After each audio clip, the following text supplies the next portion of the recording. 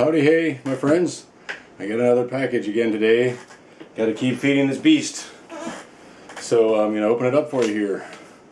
We'll do some more of this receiving and unboxing. Well, not unboxing, I guess. Receiving. I'm going to be careful here because I don't know how deep these figures might be in this box. This is my first order from a private seller. Very cool box. Look at that. Pretty neato. So, what do we got here? Aren't you as excited as me? I don't know. Oh man, Roboto. Wow. Now this guy I have not seen anywhere in stores at all. So, and wasn't able to get him at Big Bad Toy Store yet. I ordered this whole lot of 4 figures from somebody here, so I'm very excited. Wow, how cool is Roboto? You can see the back here. Looks like he's fighting Triclops using his laser arm. Very cool. Never had this figure growing up. Didn't even see him that much, but I knew of him. And just love the mechanics. Love the mechanics of his gears in his chest. How cool is he? And then his face flap goes up and down so he can talk when you move him and it moves the gears. That's one of the coolest figures there is, I think, just from a mechanical engineering point of view. Just that he's a little different than some of the others. So very cool to have Roboto. I kind of didn't think I was going to get him because he's really high priced on the secondary market. But he came out sort of in a somewhat fair price here with this set. So number 2, Shera, Princess of Power. Another one I thought maybe I wasn't going to get. So on the back we have her fighting Hordak off and maybe some of the rest of the Horde characters. Very cool, very cool. Actually, I like her. So yeah, she's got more soft goods apparently that aren't rubber. She's got actual cloth. Looks like a cloth cape in the back and a cloth skirt.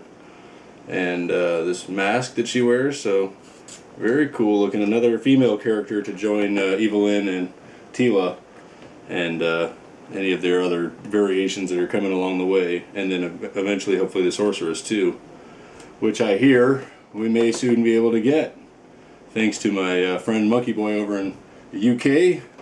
We're getting information that we may soon be able to order those guys.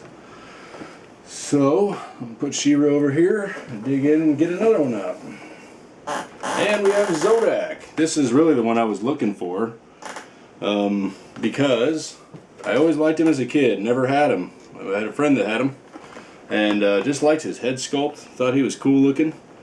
And he's one of the original 8. He's one of the original Masters of the Universe from even before the cartoon and everything, so that's cool. I just thought, yeah, I was thinking I might be able to get away with not having him, but no, couldn't get away without having Zodak. He is one of my favorites. I almost ordered a lot of 2 of him instead of this lot of 4.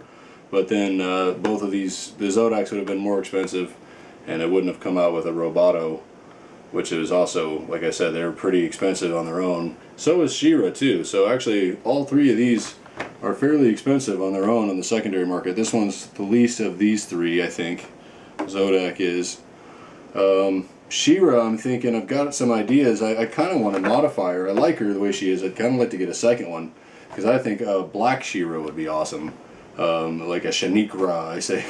I'd like to have her. We can do some cultural appropriation here from multiple African cultures. I know how wrong. I think maybe we could take some from the Maasai spearmen, I believe. They're a tribe that hunted lions, I think.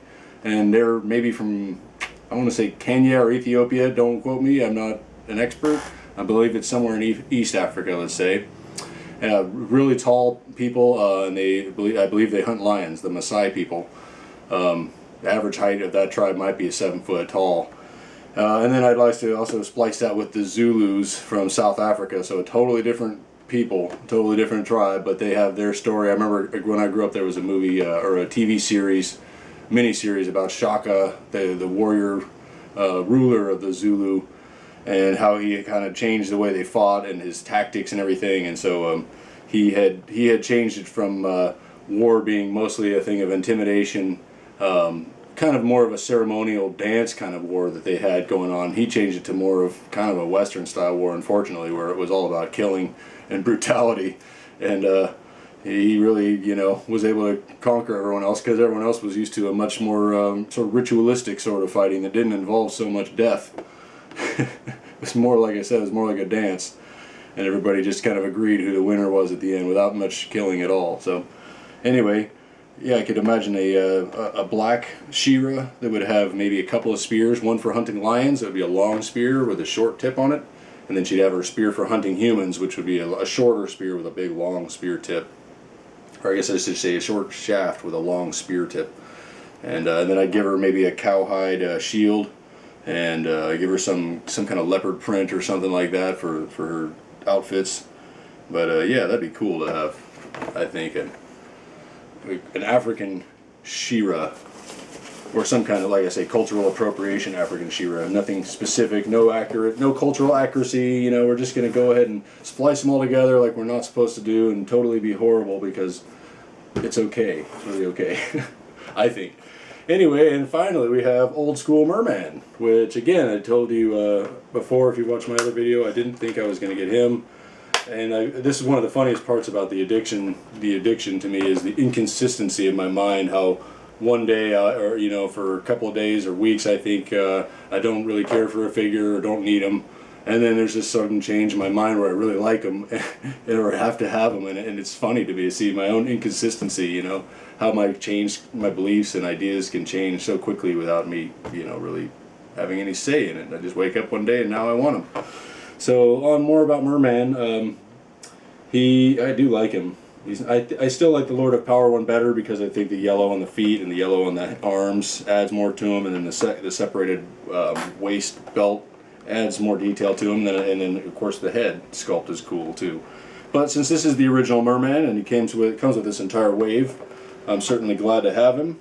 Plus he has his own card back, which the other Mer-Man I'm sure has a different one, where he looks like he's escaping, or no, he's fighting alongside an octopus. And above water it looks like Skeletor is riding that at a Spidor and fighting probably maybe that Battle Fist He-Man or whatever that one is, where he has that twirly thing. Okay, so very cool. And that looks to be a piranha, probably, with a lot of teeth in that one. Lurking in the darkest depths of the ocean, Mer-Man awaits Skeletor's orders to attack Eternia's surface world. Mer-Man. His voice is hard to do, but I'll get it down when needed. So, very cool. Yeah, I think looking back, I think he was actually maybe my favorite figure as a kid. So I think Stratos was my first figure, and I think Mer-Man may have been my second figure.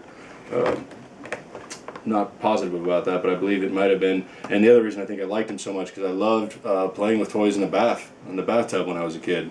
I often took baths and took my G.I. Joes and He-Man, Masters of the Universe characters, and had them doing all kinds of scuba diving adventures. Might have all started with the Fisher-Price scuba diving playset that I barely remember at all. I was watching videos about it yesterday on, I believe, Analog Toys channel, and I saw the octopus that was in the set, and it really brought back memories. I really loved playing with that octopus, and I believe it had a treasure chest, but the rest of the set I really don't remember. There was a submarine in the set that kind of vaguely, there was a diver in it, and it went up and down, and it just vaguely kind of remember, but I don't know if I had it or not. But anyway, I must have had it, because I do remember the octopus, and kind of almost remember having two of the octopus. So anyway, maybe my brother and I had that set, I don't know. Anyway, that's probably enough talking for now. Just wanted to share with you that I've got this Feeding the Beast here with these 4 more figures. I only have 1 each of these, so I'm not going to unbox any of them yet until needed for a film, a video, or if I really want to play with them, or until I get a second one of each or any of them, and then maybe I'll unbox one of them just to have out and about. We'll see, but I also like to keep them in boxes because it keeps me from losing their parts, because usually I don't keep the parts, all their weapons and stuff with the figures. I kind of store them away just so that they're easier to, I don't know, it's just easier for me to handle that way. So alright everybody, thank you for joining me again in our fun with Masters of the Universe Origins figures, and enjoying this kind of addiction, I guess we'll call it, for lack of better terms. It is for sure something like that, though. I know there must be something to its lack of availability making me want it more. If they were always on the shelves, like we kind of say we want, I don't think I would feel that sort of desperation, that fear of loss, that, fear of missing out that's driving me to get these. When they're not available, and then you see that they're available, and then they're not available, and you just start getting more, or I do, feeling like I better get on it when it's there, opportunity-wise. And instead of just, if it's always there, then I'll get it next week, or I'll get it next month when I need it, and maybe I don't end up needing it, so I don't buy it. So I get maybe this is a clever marketing strategy of theirs.